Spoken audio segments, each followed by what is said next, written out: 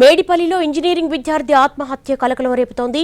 హాస్టల్లో ఉరివేసుకుని బలవన్ మరణానికి పాల్పడ్డాడు బీటెక్ స్టూడెంట్ జాదవ్ సాయితేజ. సీనియర్ల వేధింపులు తట్టుకోలేక ఆత్మహత్య చేసుకున్నాడు. సాయితేజ స్వస్థలం ఆదిలాబాద్ జిల్లా ఉట్నూరు. నారాపల్లిలోని సిద్ధార్థ ఇంజనీరింగ్ కాలేజీలో సాయితేజ బీటెక్ సెకండ్ ఇయర్ చదువుతున్నాడు. బార్లో మద్యం తాగించి బిల్లు కట్టాలని సీనియర్లు వేధించినట్టుగా ఆరోపణలు వస్తున్నాయి.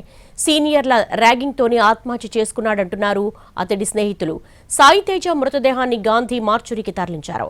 ఆత్మహత్యపై దర్యాప్తు చేస్తున్నారు పోలీసులు. మా బాబుకు పిల్లలు బాగా ర్యాగింగ్ చేశారు. 4th ఇయర్ వాళ్ళు ర్యాగింగ్ తను బాగా కొట్టిన దాని ద్వారా పిల్ల బాగా నాకేమో వీడియో పంపిండు. ఏమన్నా వీడియో ఎట్లా ఉంది సార్, నేను చచ్చిపోతున్నా, నాకు బాగా కొడుతున్నారు, నాకు బాగా కొట్టి నాకు పైసలు అడుగుతున్నారు, 10,000 పైసలు తీసుకున్నారు, బాబు సూసైడ్ చచ్చిపోయింది సార్.